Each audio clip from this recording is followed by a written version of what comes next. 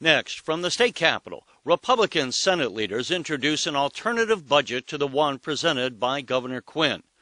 The Republicans propose to spend some $5 billion less than the governor's plan for fiscal year 2012. The Republican senators say while their approach requires painful spending cuts, it would quickly return the state to fiscal health without borrowing. This runs about 30 minutes.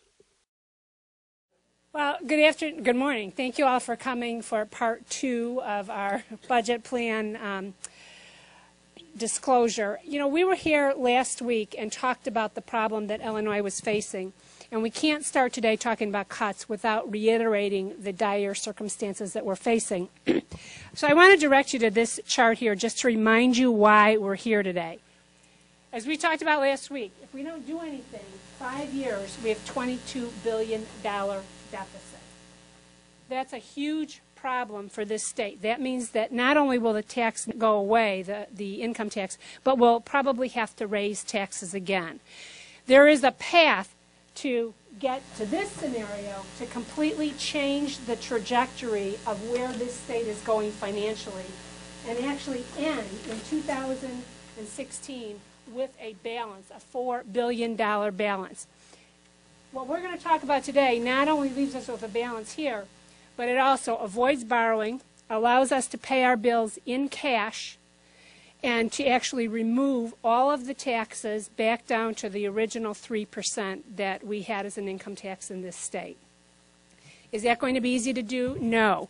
But again, there is no alternative other than making some difficult and painful cuts. But this exercise is not just about making cuts. It's about a long-term plan. Nobody in this building ever thinks beyond a year or two, and that's what we have to force ourselves to do in order to get right back into the situation that we're in now, even worse, in another 5 years. So what we did, and you'll hear in a great deal of detail in a moment, identified $6.7 billion in potential cuts and savings. Now, what's really unique about our exercise here today is of all the things that we've identified, we are willing to put at least half the votes on those. So we're not just talking about cuts that somebody needs to make somewhere. We're willing to actually vote on these cuts. If other people have other ideas, we're willing to talk to them. We want to know if they're willing to put votes on some of these cuts in order to avoid that scenario. We kept in mind 10 objectives as we moved forward, and that is we needed to grow jobs in this state. We need to reform programs, those that continue to exist. We have to cut spending now. We have to lower taxes, cap spending, pay our bills, stop reckless borrowing, such as was proposed by the governor, have a plan to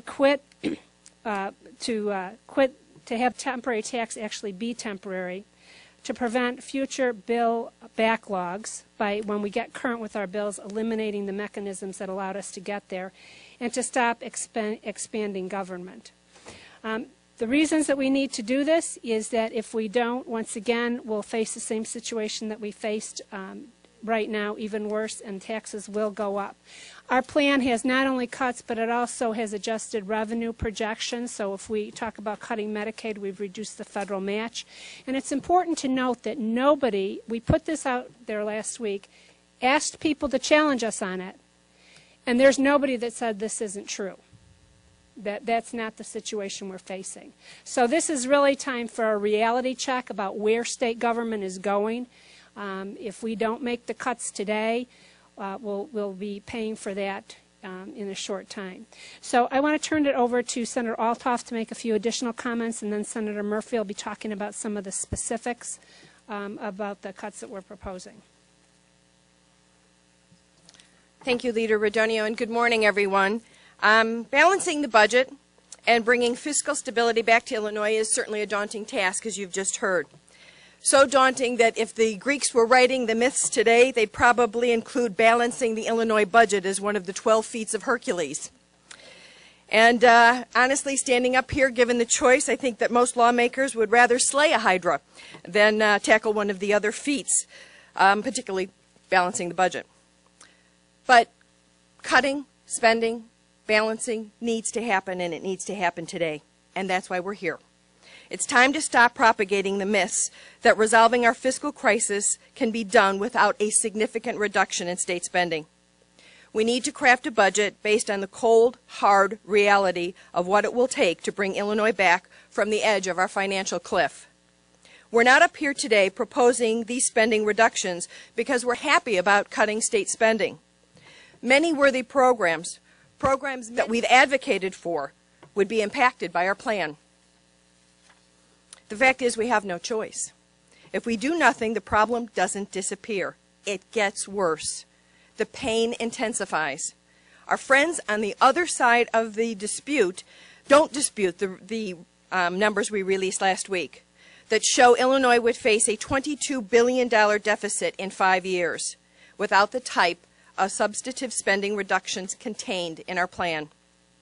Instead of the screaming, shouting, and yes, even defiance and running away from their duties and going to other states, actions that we witnessed other states engaging in, here in Illinois, we truly have a unique opportunity to work together and serve as role models, a template, so to speak, for states who are facing similar massive budget shortfalls. It's going to mean sacrifice. It's going to mean painful decisions. Painful, difficult decisions. And it's not going to be easy. But now is the time to put partisanship aside and truly come together to do the right thing, not only for our state's long-term fiscal future, but for the next generation of Illinois residents. And now with the specifics of our plan, I'd like to introduce my APROP colleague, Senator Matt Murphy. Thank you, Senator Althoff. Thank you all for being here. You might think that getting this part of the presentation, I drew the short straw, as this is where the difficult part gets laid out. And as Pam said, it is difficult, and none of us relishes much of what we propose here today. But in a way, it's also not difficult, because what's been hard, frankly, has been being part of a state government that continually disappointed the people that did business with it, continually depressed the opportunity for the people we represent by its malfeasance. So while these spending cuts are tough, I look more to where we're going to be if we have the courage to do it today and see a future that's far different from our recent past and present. The reality of the situation is Illinois' fiscal health is poor, and we're going to have to take our medicine. Everybody knows you can't get away with spending more than you take in year after year after year without the bill coming due. Time to take the medicine. I want to start today with some low-hanging fruit. These are items that were in the governor's proposed budget. So less than 2 months after passing a $7+ billion tax increase, we still have in the budget things like the East St. Louis Finance Advisory Authority. And if any of you were at the appropriation hearing on this, your head may still be shaking that we fund this group. We've got an advisory committee created solely to provide financial advice to the city of East St. Louis, run by an executive director who didn't even know that their funding from the state had been cut for about 5 months. And an executive director who took double pay for 6 months. She willingly accepted 6 months of severance for a job she never left. The people of this state didn't just fork over an additional $7 billion to fund that. That program needs to be defunded and dissolved immediately. Similarly, although not as egregious, the Supreme Court Historic Preservation Society. The state gave this group $5 million a couple years back. They have 4 employees that they pay for $95,000 per year on average. The director makes $138,000 a year. On behalf of the people of the state, we want the rest of our $5 million back. Cell phones. There's millions of dollars in state cell phone use. This is something even Governor Brown in California is cracking down on. If he can do it there, we can do it here. State cars, state planes, the things that people who are living, driving on the ground underneath the state planes look at and say, why am I paying more in taxes when that's still going on? These are the types of things that we need to ratchet back. It's the low-hanging fruit. The reality of the situation, of course, though, is that you're not coming up with $5 billion off the fat and the waste and the easy stuff. And I made that point last week, and I hope I've made it consistently over the last number of years, that there's going to have to be real programs and real pain if we're going to get the reward that we look for. And the people who follow the budget down here understand if you're not talking about pensions, Medicaid, and education, you're not real on the budget. And what we have here are some proposals that will have an impact on those programs. Let's start with Medicaid. If we, in Medicaid, first of all, 8 years ago, Medicaid was a $6.5 billion program with about 1.6 million people enrolled. Today, we went from 1.6 million people to 2.8 million people, and from 6.5 billion to 10.4 billion.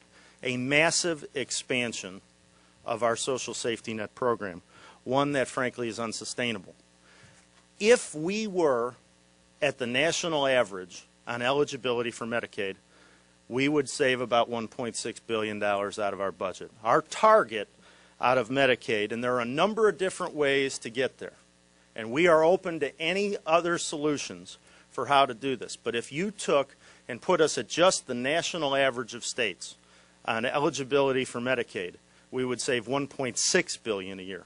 That's even greater than our target. The truth of the matter is we are not in a position to be any more generous than the national when it comes to Medicaid. Education.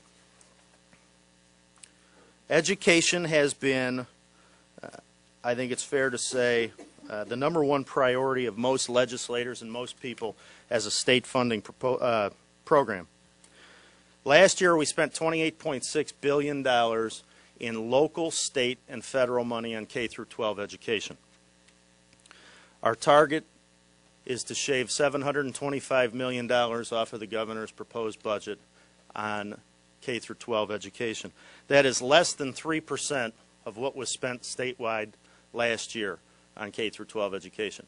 Now, if the people of the rest of the state in the private sector can get by on the budget cuts they've been living under for a number of years, I think it's fair for K through 12 to be able to get by on a less than 3% overall cut in 1 year. They can do that without fundamentally compromising what the all-important K through 12 education system, and we're going to ask them to do it. Finally, on pensions. So obviously a very difficult issue and one that causes consternation for a lot of people for good reason. There were promises made, and there is growing question and skepticism as to whether the state is in a position to keep those promises to the extent that they were made. Next year's pension payment, according to the Auditor General, is $6.2 billion.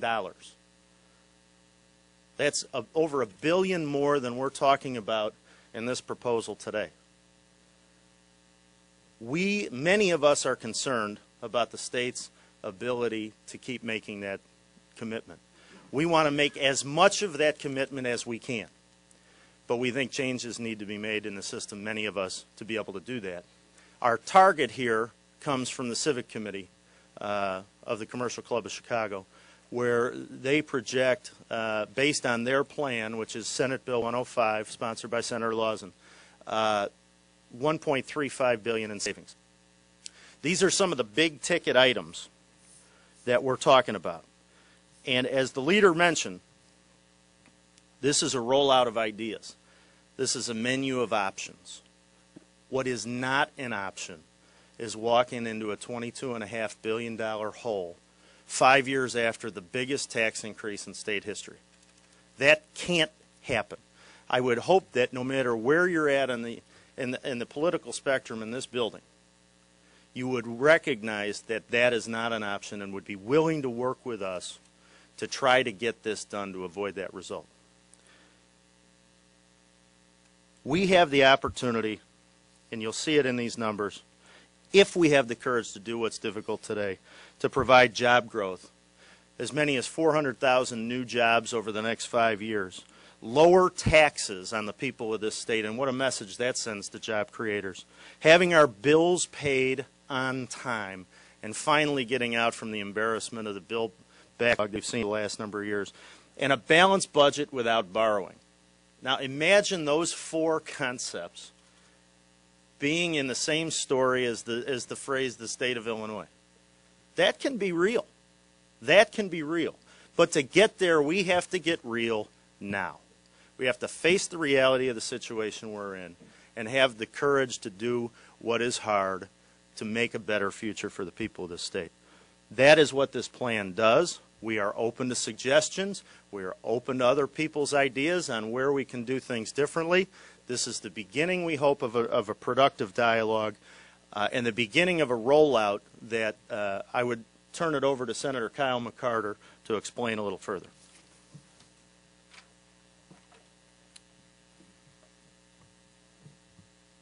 This is a bold yet responsible plan, and I think it shows the people of Illinois we care enough to tell them the truth. And the truth is government cannot continue to live like this. We have to live within our means. Just like families, businesses, nonprofits have throughout this recession. The only entity that has failed to live within their means is state government. And saying no as Republicans is not enough. This plan also marks a step forward in the way that we communicate to the people of Illinois.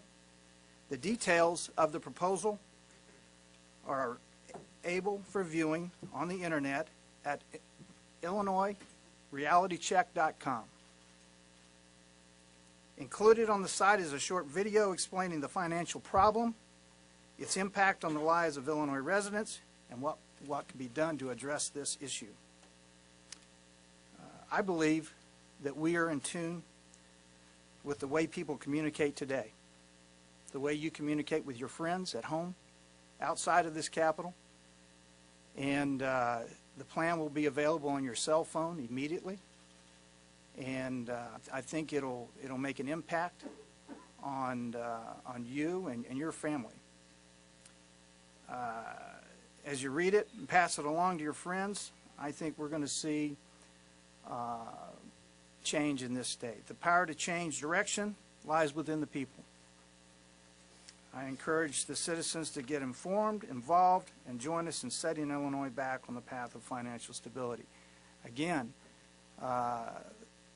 this state government must live within its means, and we need a reality check. Now remember, IllinoisRealityCheck.com, IllinoisRealityCheck.com, and saying no is not enough. Thank you. Well, as you can see, a lot of thought has gone into this, a lot of work. Again, this is a challenge to the Democrat leaders to sit down with us and figure out how we change to the black on this chart. We have got to change the direction of this state, and we can do it. We're willing to help. Again, to put Senate, we mean it, so we look forward to working with the Democrat leaders. With that, we will be happy to try to answer any questions. Have you shown us the Democratic leaders yet? What was the response? Well, obviously they're aware of what we talked about last week, and we challenged them as we challenged you to say that these numbers are incorrect. They're not. They've talked in general about cutting. I have spoken to Senate President Cullerton, told them we were working on this. I'm sure they're very anxious to see what we've got. Do you anticipate that they will be willing to be genuine about dealing with doing this? Well, that's a good word, genuine. And I guess, we had a lot of trepidation in our caucus as to how specific we wanted to be, because if you're going to be genuine about fixing the problem, you've got to be specific. I'm not interested in playing a lot of games. We're showing more of our hand than I think has been done in this building for a long time, but the stakes are so great that we have to do that. So I'm hopeful that they will be genuine. Some of these areas you talk about targeted savings, but don't they specify, and you lay out options that could be considered, but you don't say exactly what you guys are endorsing. Any idea on there, we would be willing to put at least half the votes on. Okay, so there may be some areas that have even more, but there's more than one way to get to the savings number. We're open. These are some options. There's some options that aren't even on there. For example, on the pension issue, Senate President Cullerton talked about moving the cost of the pension systems onto local districts. That we didn't include. We'd welcome him to how many votes does he have for that? Perhaps there are some in our caucus. So we're not saying that we have every answer, but what we're saying is we need to get real, and we need to get real right now. What about the issue that's been brought up recently, the constitutionality of, I guess, changing around how the pensions are paid out? How are you going to address that? Well, there is a pension working group, which is a good thing. They will be hearing from both sides. As you know, that is a question that's open. There are differing opinions on that. But to do nothing and just, well, gee whiz, we can't do it, is not an option. I mean, the other option is a constitutional amendment, I suppose. But let's see what the facts are first, and if it needs to go to court, it needs to go to court. This is a problem we can't be timid about and just say, well, we can't do this because of that, can't do this because of that. Or the alternative, again, is we are just in the financial abyss. Can you walk us through your pension saving plan? We basically use the Civic Federation plan. That's the savings. Which would do what?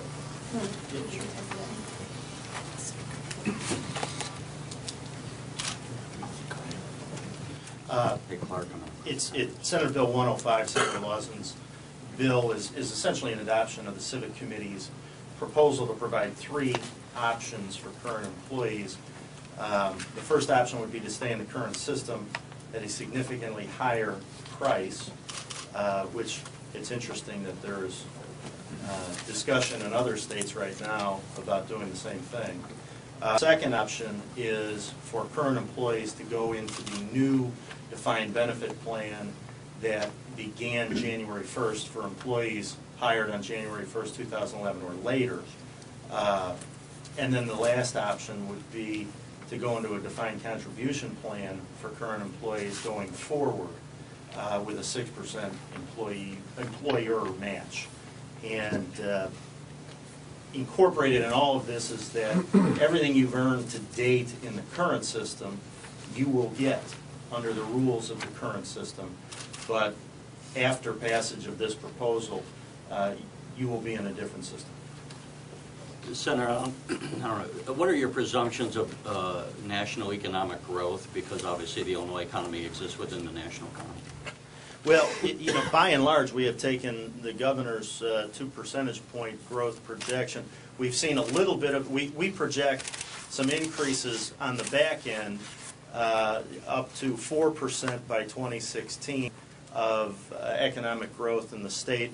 We predicate that on the national situation. We predicate it on the state being in a better fiscal situation because of the steps we're taking, including some of the reforms, which would include work comp reform and other measures that Senator Dillard's work group will be rolling out soon. But that is sort of the projection. It's not too terribly far off from where the governor is, but we do project some growth if we do smart things now in the out years. Let me ask a political question. Some of the critics of the Republicans would say, here you're saying it's so bad, and yet just think how bad it would have been if we hadn't passed the tax increase which you all opposed. Would you answer, address that issue? Yeah, we had this discussion yesterday when the repeal bill failed to make it out of the subcommittee. When the Democrats voted for the tax increase, they prioritized state spending at current or higher level above job growth, because most people would agree that higher taxes do not support higher job growth. We felt at the time and continue to feel that the priority should be job growth and job opportunity for the people of the state. That's why we opposed the tax increase at the time. That's why we're putting forth a plan right now that will get rid of it as soon as is practicable in the current political environment with regard to who's in charge. I can't remember what the figure was that Quinn had for education this year, but you're talking about lowering it to 700. His proposal, is that correct?